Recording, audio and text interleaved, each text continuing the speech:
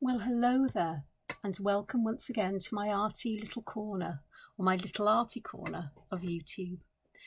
I want to say thank you for joining me. I hope you enjoy what I share with you today. I actually haven't got a plan what I'm going to do, but that's usual because it just comes. It's lovely to have you back if you're returning, and to new subscribers, thank you and welcome. To old subscribers, thank you and thanks for returning. And for the lovely comments that are left, always thank you. It's always lovely to read them, and it's lovely to know that the little that I do here is helping you, and that's fantastic. Or inspiring people, giving you ideas, whatever it may be. And I know there are people who actually enjoy drawing along with me. Now, this is the drawing I was doing yesterday, and you might see it's actually had a fair bit added to it.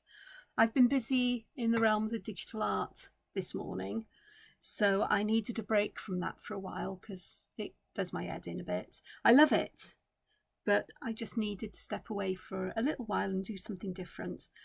And the way I use the pen digitally and hold it and move it is quite different to how I do on paper. So I usually have to do something to key me into one or the other. It takes a bit of practice.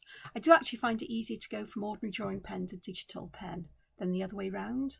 So if I've spent a lot of time doing digital drawing, it can be awkward to come back to pen, especially as digitally, if I don't like the line, I can instantly change it. With pen, can't do that. What you put down's got to stay down. So warm-up exercises are important. And of course, my warm-up exercises are, let's draw a few more of these. It's a sketchbook page. If lines overlap, if they're not quite right, it really doesn't matter. I think I left you somewhere here yesterday with the jonquil filled ones. Well, I've done some more on this row and some up here and some here, which look different, but really they're not. I'll explain if you can't work it out. I will explain whether you can or not, because that's my nature. So this one, I think it's based on a Zentangle pattern called Pepper, I think, where you start with a circle and you have lines going out and they get thicker to give you that feeling there's a circle sinking in. And with these, I actually drew the arch and then I double line for the arch bit at the top, and then I drew a smaller version of that space inside. It's quite shell shaped in its way, and it's easy enough to do if you use that idea of aura that they use in Zentangle, of just following the line a little bit inside of this. And so that gave a different space and a different way of looking at things. This one here, I used spirals, but here I sort of started a little bit to the right of centre, drew one in and made it fit as much as I could in this particular corner, and then I left a little gap, started the next one, and in both cases I just drew a line down to create a kind of stem, and simple fills with just lines and so on. This one, again, I did the same thing. I auraed, same thing as this one. This one's different. Oh, the difference in this one as well is I put an extra line around the outside and shadowed it. Not sure it's a useful thing. I think it would have been better inside, which is why I did this one over here, because I did hop back and forth between them. So I quite like having that darker line there. I think I'd quite like a narrower line inside as well, just a plain line. But you know, but this one I thought, oh, let's try well in here, and you get a very distorted well. That's where you put a circle in the middle. In my case, I auraed that circle. I put another circle around it, that dark black blob, and another line, and then you draw sixes or nines or however you want to think about it. So in my case, I would draw a 6 because I start and go out. And you do that all the way round, so you connect the corners. There are 4 corners, 1, 2, oh no, there's 3. What am I talking about? 3 corners. And then draw the line here and pop those in. Here, this one snuck in, and I used it elsewhere. I thickened these lines. I wanted to thicken them to make it feel like these were bending, but the illusion I got was almost of turbine blades. So over here is what I did with this. And these are a lot simpler to draw than they look. And let's show you, because those are one of my favourite things. They're very mechanical. But I don't mind having a bit of mechanical stuff in my art, because there is nothing wrong with them. No, I'm not, not ordering it like I did. I'm not going to put tiny ones down here. I'll just do the ones above. So I'm just going to pop lines in roughly equidistant as they would be in machinery, because that's how they're set out. And then the way I think of it is I choose one corner and I draw a line out and down. So I create a triangle between here.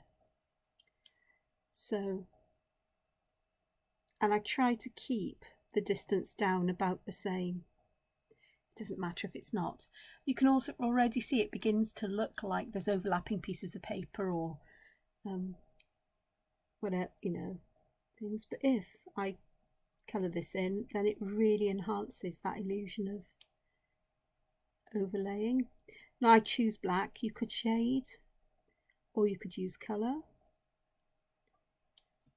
So it's entirely up to you. And then what I did here, just simply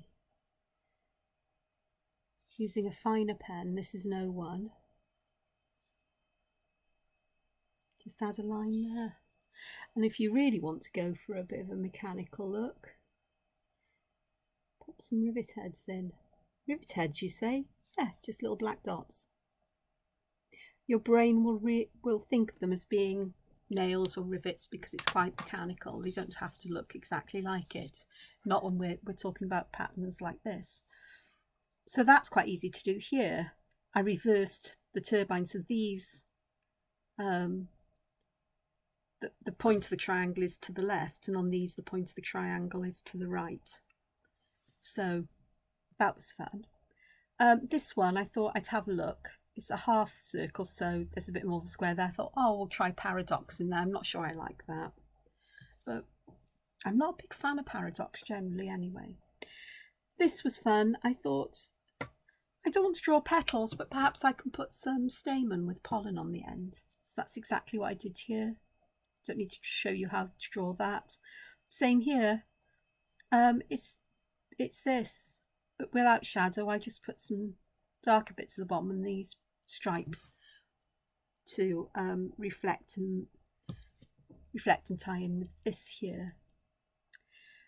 I had realised I hadn't done any horizontal stripes anywhere, and that's fun to do. Where I've left the highlight, I've made it wider, and I've actually imagined lines going wider and following almost the curve of it, which is good fun to do. And then I got to these and I thought, I'm going to squash these arched shapes, these semicircular shapes, and I'm going to make them more into long, thin, arches, fingers, and see what happens. So I've used some patterns we've already used. So this one's down here. There's the stripes.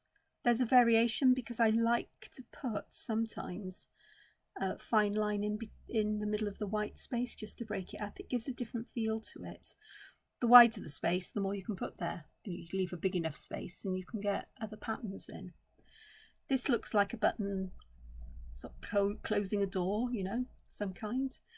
This one reminds me so much of a sort of cactus or sea planty kind of pattern I use in art, and I've got these segments coming down, and I don't normally do it quite so graphically as this, but I did here.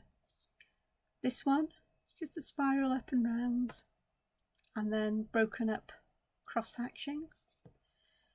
This was interesting.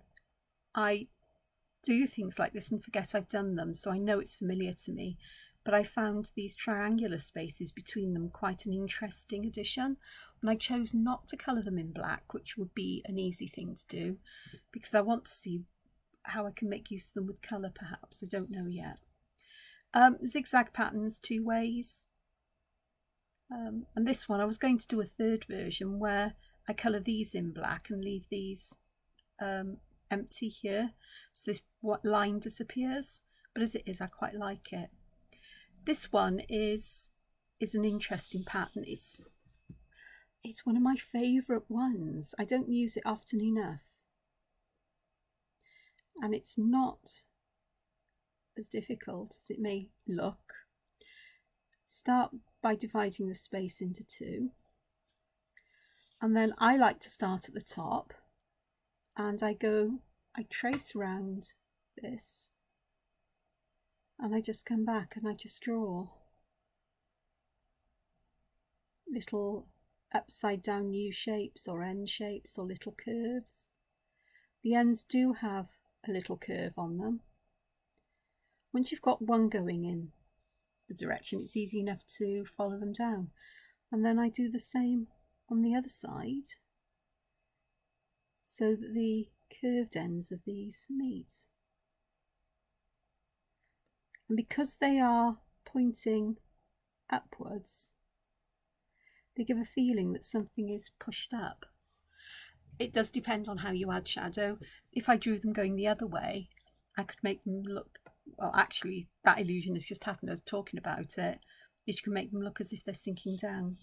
So perhaps I'll put another one there and we'll have a little bit of a play with some shadow in a moment. So I could do them going this way, but really it's all about where you put the shadow, either shadow or darker colour, and highlight the lighter areas to suggest whether these stick up or bend down and inwards.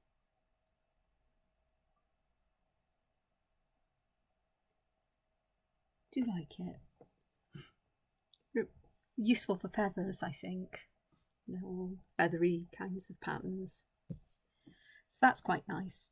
Others are really simple, just circles here.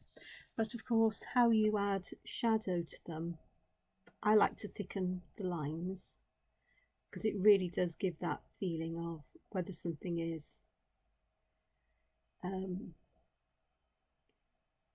if that's a hollow, or whether something is actually sitting above the level of the surface inside this shape. So we can do both, because who says you can't have both? But I quite like it when they appear to stick in. It looks like some weird coral. This one is so simple and it is just a favourite. It's a tall, thin, skinny version of these, but I've put a smaller one inside and I've made one side darker, thicker line, so it does look like we've got something inside. It reminds me of what do you call them? Some kind of seed. I think it's fried corn, some kind, or maize, and you get this little dip inside that's dark and black, and there's just something so nice about it. So there we are, we've got a few going on here. Let me see if I can rack my brain for some other ideas for this. I haven't gone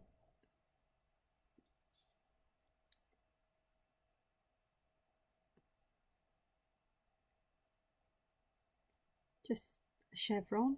I'm not going to try and do jonquil. There's just not enough space here. It's similar to this, and this is another way of drawing this one, because you could go back and draw a curve at the top of each, colour in black. I just do the curves all in one go, but I've just realised that's an easier way perhaps of doing it. So you'd just round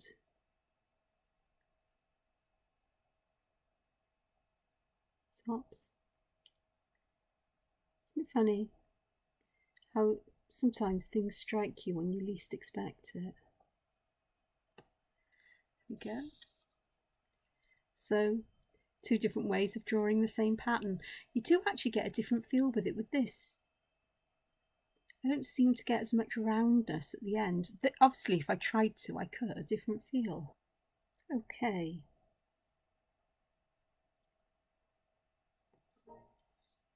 That would be quite interesting there, just as that. So simple, just a line that bends around at the top on each side, and then I've just filled that area in with black. I'll fill it all in because it was getting a bit messy and out of shape. Again, very thin aura line there. And let's try this again, but this time leave a gap there, and I'm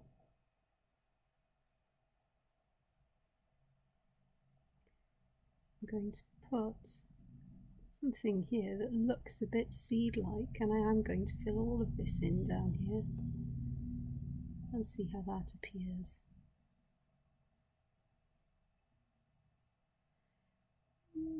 Not sure I like that. I think it could benefit from having fine inside lines. Yeah, that works. And I think this one could benefit from that as well. There's just something nice about adding these little details. They suddenly take something from being looking quite simple and uninspiring, I suppose. And then just by doing simple things, suddenly you get something that's a bit more ornate. I think with these are just to add a little dot at the end. I know this is the one that I drew differently, but you can still compare it to the others. It just gives that different feel, and that darkness there, it's almost like those little black dots are weighing those pieces inwards. They add that darkness, so your eye goes, oh, that must be set down. So that's an interesting thing. So it's just by changing the shape a little, and by little I mean we squashed everything in, squashed it sideways.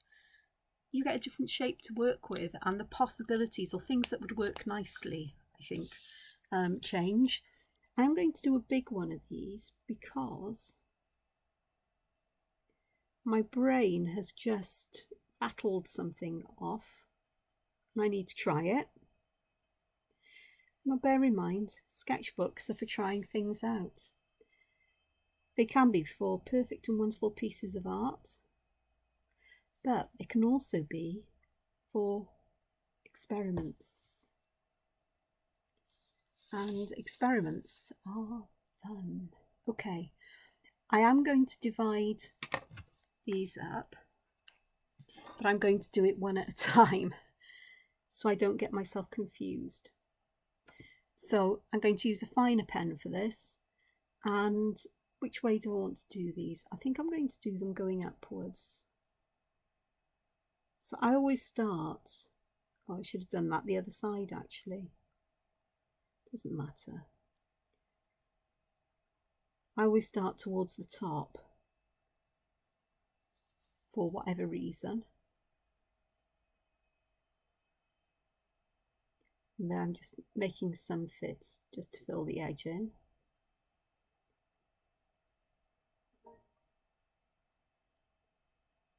There we go. I'll do the same thing next door. Doesn't matter if these lines join up. It's nice if they do, perhaps, because it adds a continuity of line. But I think there's so many of them and they're so fine that it's going to take somebody who's very eagle-eyed or pedantic to go back and go, oh, You've got more there than on the other side. My answer would be, oh, you have a magnifying glass with you, do you?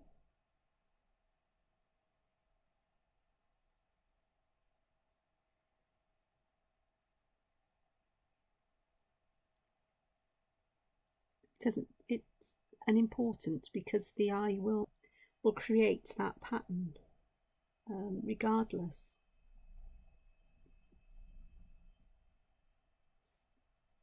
Our brains are very lazy.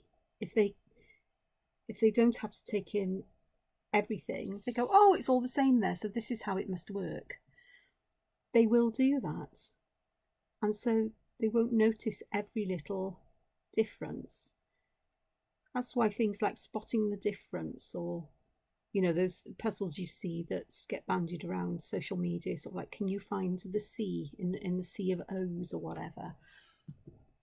They can be quite challenging because your eye will just go, oh, they all look the same, or your brain will, and it takes quite a bit of effort to actually work them out in some ways, unless you've got exceptional skills at pattern recognition, which we can have.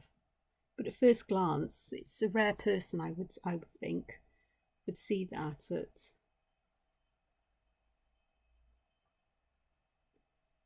the very first time.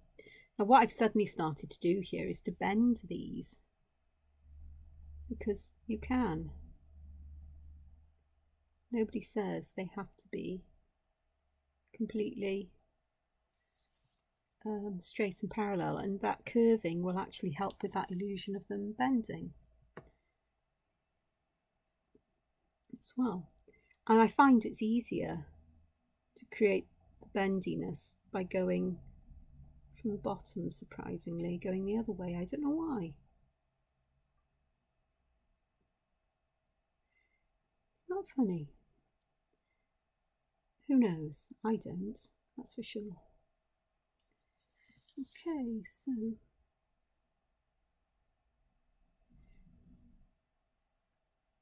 well, perhaps it doesn't matter. I'm going to do this. The important thing is just to remember to bend each line that you add.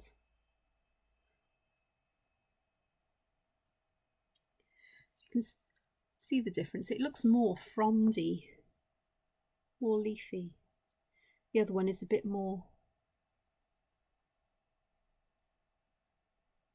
perhaps mechanical looking, but they sit well together, I think. So just that minor adjustment changes the whole feel of a pattern.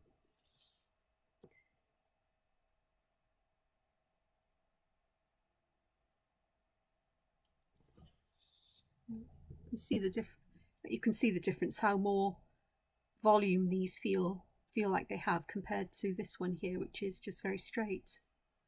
So that was fun to do, all in one pattern, all in one space. So I hadn't realised that before.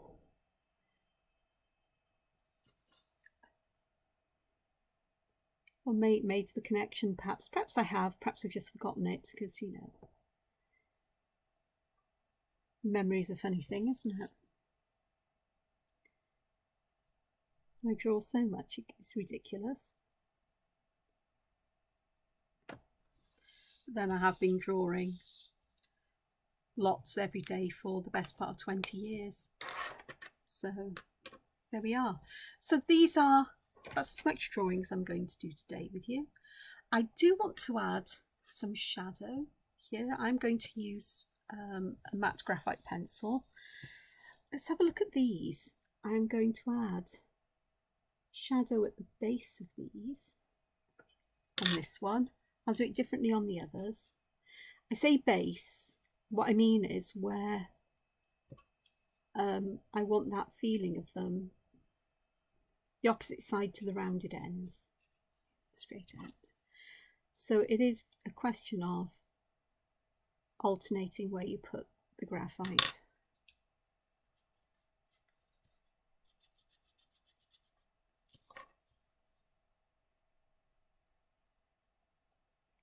that's right. Because I'm looking at it from the other side. I'm confusing myself here now.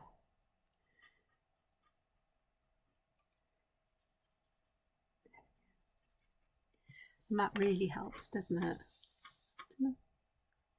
See it? Yeah, it really does, doesn't it? Just that little bit of shadow just suddenly creates all of this dimension. Doesn't take very much. It's magic, isn't it? Okie dokes. With the turbine blades, I'm going to put shadow underneath those double lines on the shorter parts, so it will help with that sense of them overlapping, I think. Just using this just to soften that line. And then I'm also going to put some right at the bottom here, but not where that double line is. I want shadow on that particularly. I want it almost as if that's attached to this ring here. So that works quite nicely. What other ones? This one I do the same, so I won't do that here. This one I am going to add some graphite here where I've put those pen lines down, just to help to soften those lines because they're quite harsh. Like so. And then what I'm going to do here, I'm just going to add some round the outside edge so it feels like these are curling back on themselves. So I should have a highlight right in the middle. I'm just using an eraser just to remove some of that, so that looks like it's bulging out. And these parts, I'm just going to pop some shadow down the sides there just to do that. I also want some shadow here because this would sit behind this lower row even. Yeah.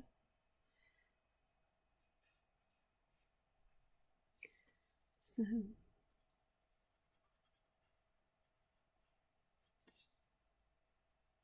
we go. Things are getting a bit mucky because I've got a tortillon I've battered the heck out of. There we are. That'll do. Oh, that's okay for now because I can always I've got the fine eraser somewhere. Okay, this one I'm just going to pop round the outside edge.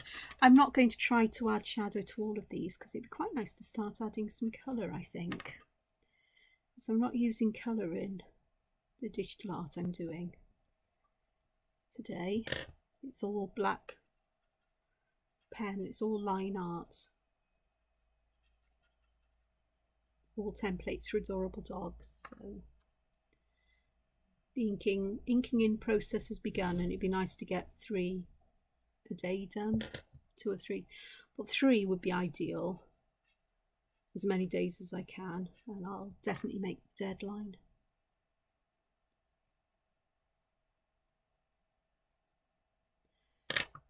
Put in templates as I go, and I may have requests for edits to be done come back as I send the inked ones in. I think I have 31 definitely done. Well, I know I have. Okay, this one I'm going to add shadow around the edge, because what that will do is make this look quite a bit as if these semicircles are sticking up, a bit like washers. You know, the metal discs with holes in the middle. I didn't do anything with this, did I? But I am going to shadow there, just shadow there and there.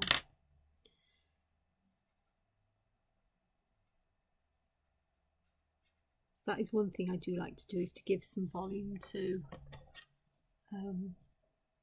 shapes like this. This is going to be an interesting one to do because I'm not quite sure. I think this one, I'm going to put some shadow at the bottom, and then what I'll do is I'll add highlight to the top of the black ones.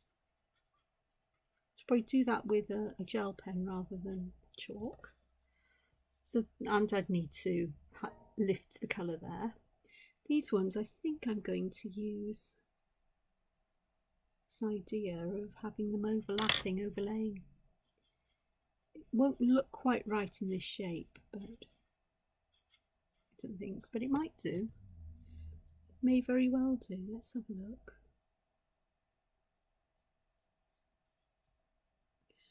Just take some of this out while I'm at it. Okie dokes. We've got these ones, so I'm going to do two side by side. One where I shadow on the outside and one where I shadow on the inside. And that way we can see the difference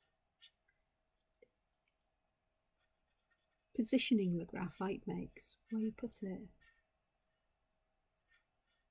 You may already know this, and I'm going to apologise sort of from teaching Granny to suck eggs, as is said.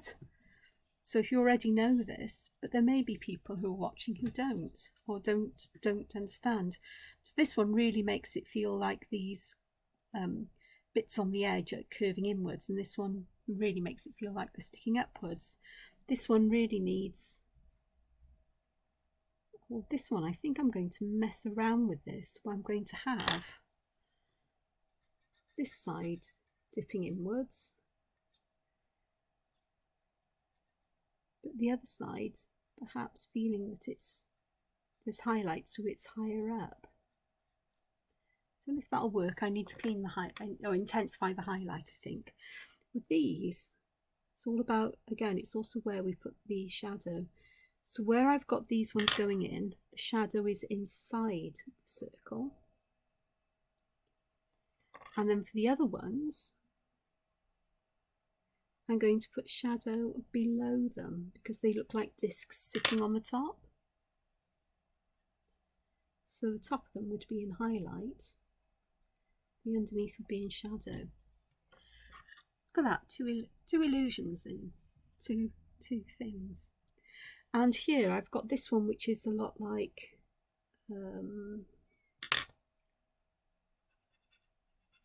the turbine blade, so I'll add the shadow there. This one I want shadow in there. It's the only place I want it, I think, apart from it's where these overlap as well. We really need to get some shadow going on. You can see how scuzzy this tortillon is. And it really is scuzzy. But it's okay, it works still, it functions, it does what I need it to do, and that's all that I'm interested in. Just put some shadow around the sides of these. It's amazing how little you actually need in some ways. I mean, I do favour high contrast, it has to be said. High contrast means a lot of difference between highlights and shadow. I very much favour I'm not sure what I'm going to do with that paradox, so I think I'll just leave as it is. So there we are, page full of arches essentially, sort of normal semicircle arches, and some of them thinner and taller.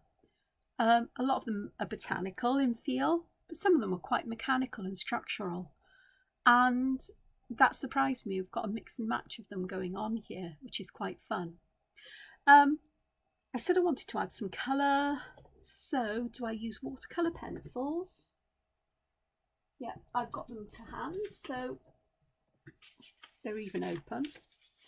Not that I was planning to use them, but I think I've got just a little bit of time here. So I'll just put them at the top there within my view. Move my pens and pencils out the way. So that'll be fine now. There we go. Need my water brush. I've got my graphy tints over there if I want them, but I don't think so today. I think I'll be fine with this. I've got my really mucky piece of, I'm just making some space here for everything. Mucky piece of kitchen paper, but it works just fine and dandy. Okie dokes. So let's have a look.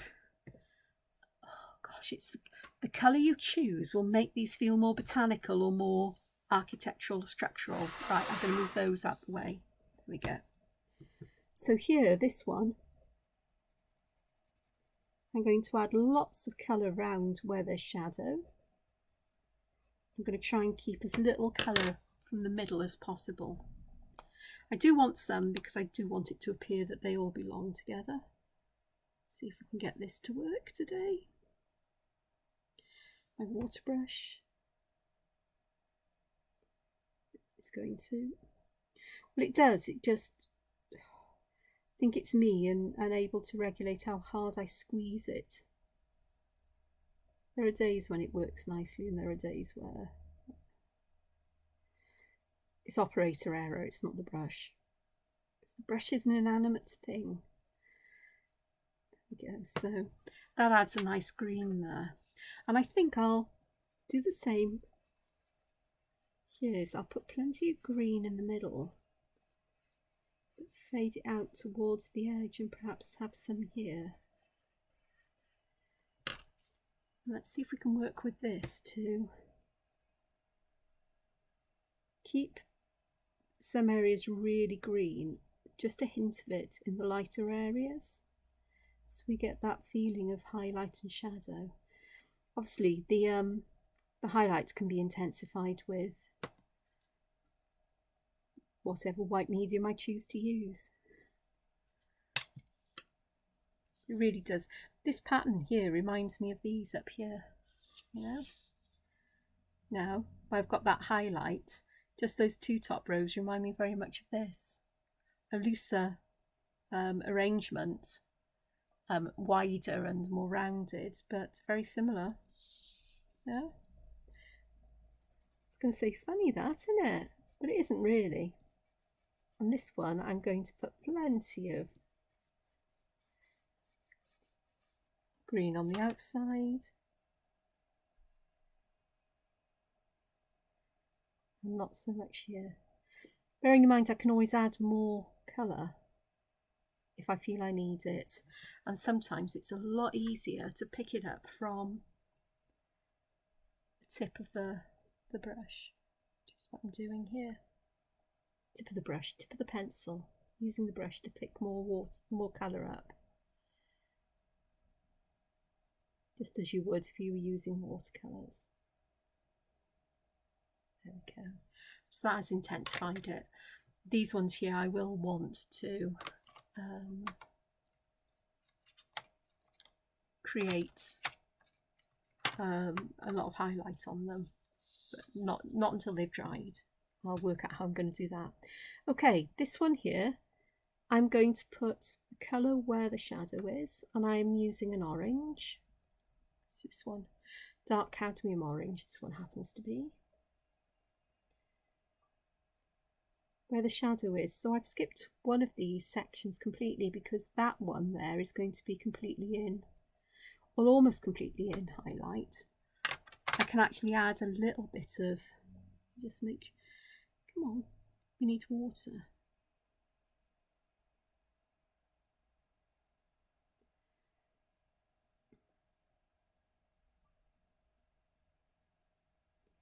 See how much pigment comes when you add the water. It's quite remarkable. I will just blend a little bit of colour out there.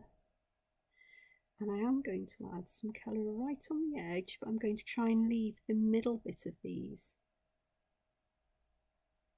without colour and keep that intensity of colour where the shadow is.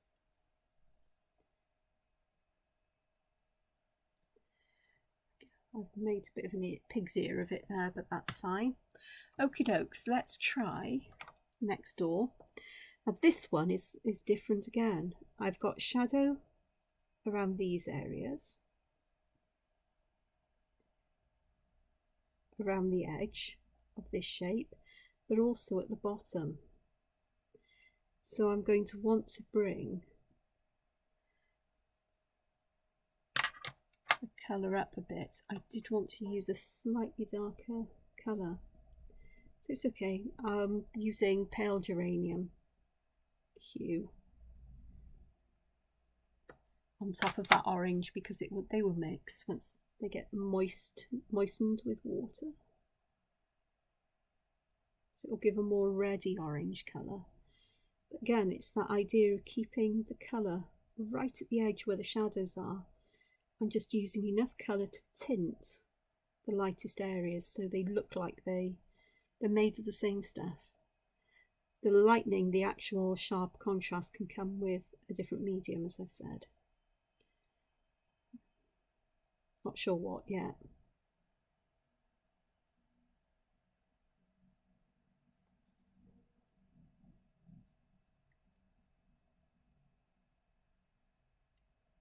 Again, if I need more colour once this is dried, then I can always go back, because these colours do tend to dry lighter than they were. Okie dokes, so we've done some of those. Let's have a look. Let's use some red. This one is middle cadmium red. Sounds good.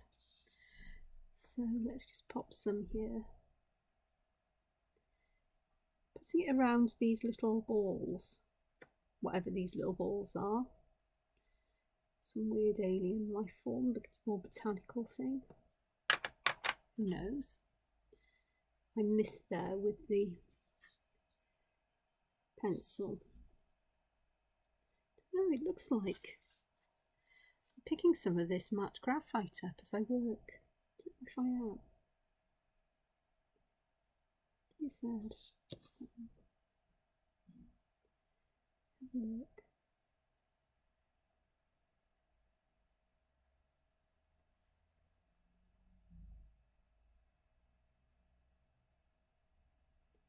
That's really spread that red out, but that's okay, I don't mind. I can it's more awkward to work in little areas than it is in larger areas. And there there was a piece of pencil there, so I've just let it be what it's going to be. And I think I'll do one last one. Let me have a look. Leave those. Go up to, oh, let's do this one. There's no shadow on this particular one. Put any shadow on there. I'm just going to use the colour itself. Just picking out the tiniest amount from the edge and using that to colour a lot of the area very, very faintly. Don't really want much. And I found it really easy to work this way, where I can just dampen the edge, pick up a little bit of colour, spread it out towards the centre, and then push darker colour back where I want the shadow. So that would work just as well as using shadows, although I like the look of the grey underneath the colour. So there's that one. Ooh, what other ones? Because I'm conscious of time. I'm conscious I need to go to a meeting soon as well online. So this one here, I think, is what I want to do. I think I'm going to pick a blue. Let me have a look. Let's use this blue. It's a phthalo blue. I've forgotten which one I was going to do. Oh, this one. Because this here is where there's a shadow line. And there's also lots of shadow here. So let's see how this will work. To see if I can really get that illusion of having a ledge or a bend here. Quite a sharp bend as well at that. This suddenly goes into shadow. Don't know if it'll work. I haven't quite got my head around this, but again, it's something that you play with things, try different things out, and suddenly something might just click and you go, oh, that's what I need to do. It took a while with those arum lily style flowers I did the other day. So there we are. So I'm leaving quite a large highlight there. I don't know if that actually works. Actually, it sort of does. I do think I need it darker in the depths around the outside edge, so that's easy enough to do. And I'll do that even though it's probably damp. With the watercolour pencils, you'll actually get more of them go down when the paper's damp, but you can still move them. Let's see if that will intensify or enhance that effect. I don't know. I can't see it. I'm too close to it. I need to put it to one side and come back to it, I think. But there we are. So others. Is there one other? No, I think I'm going to call it a day here, because I can go and get myself a cup of tea and something to eat, because I had breakfast but I haven't eaten since, and it's now 2:30. And I know I've got work to do after this meeting, so nibbles may be in order. But I hope you've enjoyed this. I hope it's given you some ideas and a bit of encouragement to just try things out. Get a sketchbook or a notebook or a dot grid notebook. Anything will do. They don't have to be expensive or posh.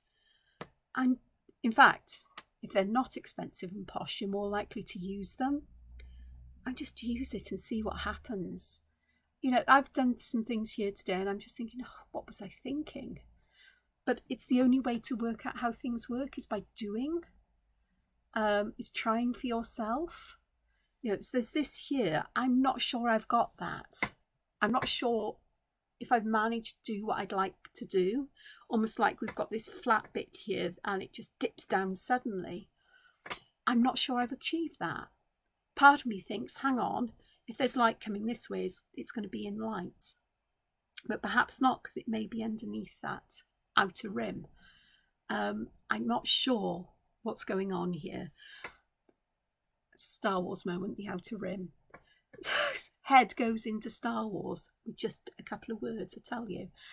My grasshoppery crazy brain makes connections in weird and wonderful ways at times. But I know that it's something that I can work with, and eventually I'll work out that's how you do it. That's how it works. There is almost a formula for doing it. This one, I tell you what, I can see this one now, and it looks like there are rolls of circular or scaly rope going down and down and down. That one works nicely. This one not so, but it's really mucky in the middle. And this one, I need more intensity around the edge. It's fine. I can work on that. But there we are. So, thank you for joining me. It's been a bit random today. Bit talky-atty, I'm afraid. Sorry. Teaching your grandmother to suck eggs. I apologise if that's how you feel. But I know there are people who watch who perhaps need that help and advice and support. And it's always my pleasure to help people on their artistic journey, even to take the first step. So I'm going to say bye-bye. Look after yourselves. Take care. And I'll see you again soon. Maybe not tomorrow because I've got to work and it's also Template Thursday on Thursday and I've got to do a colouring template for Thursday. We'll see. Perhaps I'll draw that with you. Perhaps I'll use some of these patterns. That could be interesting. Not all of it. Perhaps part of it. Anyway, I'm wittering. Take care for now. Bye-bye.